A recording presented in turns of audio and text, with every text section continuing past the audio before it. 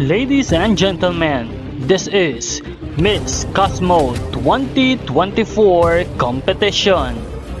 Magandang araw Pilipinas and good day pageant lovers! Ibinahagi ni Miss Cosmo Philippines Maria Atisa Manalo sa kanyang social media ang kanyang napakagandang looks na naganap kahapon sa Miss Cosmo 2024 competition.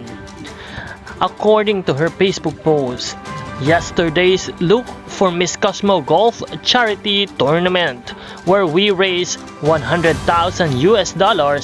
for Miss Cosmo Charity Arm, plus bits from our afternoon of scholarship awarding program for underprivileged students of Long An Province. Talaga namang sobrang nag-i-enjoy at natutuwa ang ating pambato sa lahat ng mga kaganapan at kanilang nakakatulungan sa Miss Cosmo 2024 competition. This is not only a competition of beauty, but it is a competition with purpose. Kaya naman patuloy nating suportahan ang ating reyna at patuloy natin siyang samahan sa kanyang journey for this Miss Cosmo 2024 competition.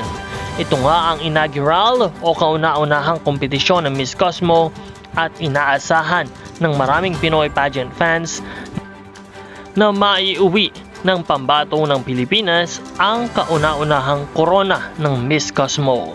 Kaya naman patuloy na mantabay sa channel na ito para sa mas marami pang mga updates.